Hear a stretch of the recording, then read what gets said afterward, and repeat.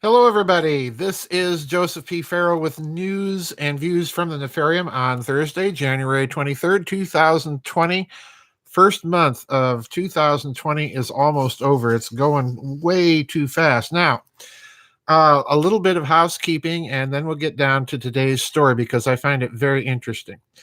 The housekeeping is we have no vid chat tomorrow. Remember, the next vid chat will be a week from tomorrow on January 31st. I've already had some questions come in, so that's pretty good. We had a really good vid chat last Friday and hope to have one again next weekend. Anyway, I just saw someone in the chat room, Dan Edick, congratulating me on my new book. That's the second thing I want to talk about.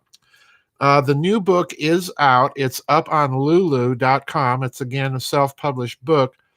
It's called McCarthy, Marshall, and the Other International. Subtitle is Roosevelt, Trotsky, Stalin, and America's Progressivist Deep State.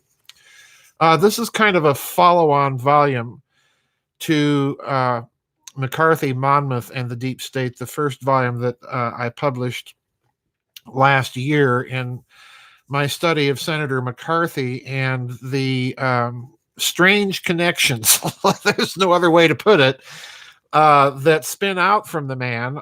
He's increasingly becoming interesting to me because of all the strange connections. Well, I found I found some really strange connections. So I decided to do kind of a follow-up book on it. And in the process, pulling the threads led me to Stalin and Trotsky. So anyway, for those of you who want the book, I had an angry lady said on my forum saying that, well, how about a book about the conservative fascist state? Well, I mean, my word, folks, I've written gobs of books on Nazis and their penetration of the federal government. So I thought it would be, good to look at the other people for a change. So you can't win. But anyway, the new book is out there. It is on Lulu. I want to warn everybody, I was in a hurry to finish this book. And I posted it on Lulu. I put it up. It's available for sale. I have not yet even received my own proof copies. So order the book at your own risk. If there are any significant changes to the book after I look at it, I will notify everybody of that fact. If not, then I'll just leave it up there. But anyway, so let's get down to today's business. It's very, very weird because first we had Russia, then the United States, and then France, all talking within 2 to 3 years of each other about creating space forces. All right. And now Japan has jumped into the mix. And there's an article that I will post with this video that I think, again, is kind of fitting with my analysis of the way that Japan has been pursuing a kind of a long-term new type of geopolitics in the Pacific. And it's a very, very interesting take, particularly given the fact that Japan is under Shinzo Abe has been trying to beef up its military. In fact, a few years ago, you recall that Prime Minister Abe and his governing party were successful in changing the limit of the amount of money that the Japanese government can spend on defense. And that happened a few years ago when he took control of the Imperial Diet. So it's very interesting, this story. The story is titled Japan Reveals Plan for Space Defense Unit. And I'm going to read a few paragraphs from this article and then kind of give you my take on why I think this is part and parcel of that new kind of diplomacy or geopolitical policy that Japan seems to have been pursuing under Prime Minister Abe, or Prime Minister Shinzo. I keep having to remember that the surname is the first name and the proper name is the last. Anyway, Abe Shinzo in Japanese. Anyway, Japanese Prime Minister Shinzo Abe said Monday his country will form a space defense unit to protect itself from potential threats as rivals develop missiles and other technology, rivals meaning Russia and China, noting that the new unit will work closely with its American counterpart recently launched by President Donald Trump. Now, you remember that when Trump gave that speech at the Air Force Base in California, he said we need another Space Force. And I thought the choice of words there was a bit strange, like we already have one and we need another one. But anyway, continuing, quote, the Space Domain Mission Unit will start in April as part of Japan's Air Self-Defense Force. And note that part of Japan's air defense, Abe said in a policy speech marking the start of the year's parliamentary session. So in other words, this was a speech that Abe was making, again, in front of the imperial diet. He said that Japan must also defend itself from threats in cyberspace and, pardon me, from electromagnetic interference against Japanese satellites. Concerns are growing that China and Russia are seeking ways to interfere, disable, or destroy satellites. Well, certainly they are, and so is everybody else.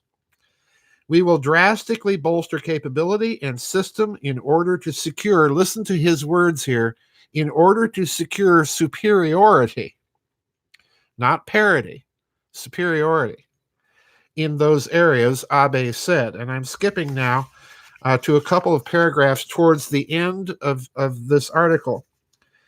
Abe has pushed for Japan's self-defense force to expand its international role and capability by bolstering cooperation and weapons compatibility with the United States as it increasingly works alongside American troops and as it grows concerned about the increasing capabilities of China and North Korea. Part of Abe's plan while in office is to achieve his long-cherished goal of revising Japan's U.S.-drafted constitution that prohibits use of force in settling international disputes. Let me read that one again.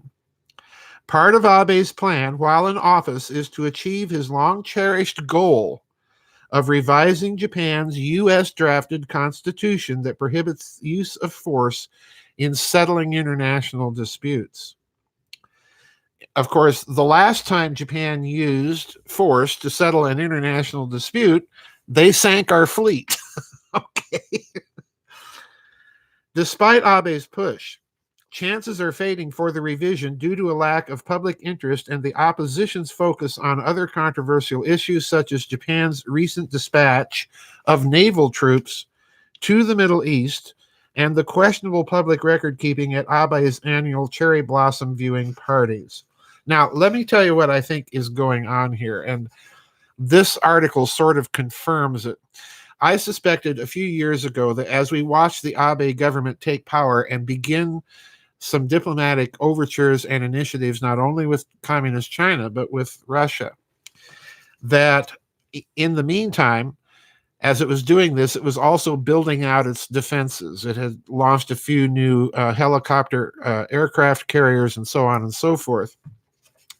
And my take on it back then, and it's still my take now, is that Japan was looking at an increasingly weakened United States, both economically and militarily and diplomatically, and had taken the calculation that over the long term, Japan was going to have to reassert a much more independent course, and that would require a tremendous beef up of its military capabilities. But I also said that in the meantime, Japan would continue to act and mouth all of the requisite cliches that, we're still an ally of the United States, we're still a partner, we're going to do our share in the security of the Pacific region, and so on and so forth. And this is precisely the game that Mr. Abe has played while he's pursued this quiet rearmament plan. And with this announcement, I suspect that we're seeing another aspect of this strategy of mollifying the United States on the one hand and slowly but gradually pursuing a much more independent course. And that's where he said, number one, that this was going to be done in terms of compatibility of armaments between the United States and Japan. And behind this, folks, what I'm hearing is that Japan is going to seek cooperative agreements with various American defense and technology companies, and that this is going to be the means by which the Japanese are going to transfer the technologies that they currently do not have, or that they don't have to quite the degree of sophistication that the United States does. So this is what I think is in the cards. But let me go back to what I read from Abe himself. And the word here is, in my opinion, a dead giveaway that this long-term strategy of an independent course for Japan is precisely what he's after. He says we'll drastically bolster capability and system and in order to secure superiority. And that means that what he's really saying is we are going to have a defense force with a space component that is second to none and that can handle any potential, including the United States, any potential threat. Now, the other thing that I think this portends is that you're going to start seeing the other space-based powers or powers with space aspirations start to jump on this bandwagon. We've already seen France do it. I think you're going to see similar announcements coming out of the United Kingdom and the Commonwealth countries. And eventually you're going to perhaps see Italy and Germany jump on the bandwagon as well, although I think they're using France as the front man for that. Now, the other thing here I think I need to mention is that this article is presenting it as if this is the policy of Mr. Abe's government. I don't think that this is correct. I think what you really have here is a policy of the Japanese deep state. His government is currently the mouthpiece for it. I don't think you're going to see much of a change should a different government take power in Tokyo. I don't think you're going to see much of a change in the long-term plan. So that's the one thing that I would disagree with the authors of this article, but it's something to watch. It means that we're going to see more and more countries pushing this Space Force, the idea. The real question is, why are they doing it so quickly and all of a sudden? Is there something that they're not talking about or telling us? But it's very interesting that for the moment, Japan's planning to do this and integrate it with the American capabilities. So something's going on space-wise, folks, and it'll be interesting to watch. Don't forget, there is no vid chat tomorrow. That will be a week from tomorrow. I've already got questions, so if you already have questions or comments, you're welcome to send them in because I will archive them for the next vid chat. Don't forget, the new book is out on Lulu, McCarthy, Marshall, and the Other International. I have not proofed it yet, so if you want to order a copy, please remember, order at your own risk. I did look at it, of course, prior to uploading it, and it looked all right. So I went ahead and let that book get ready for sale. Anyway, that's today's news and views, folks. I'll see you on the flip side. Bye-bye, and God bless.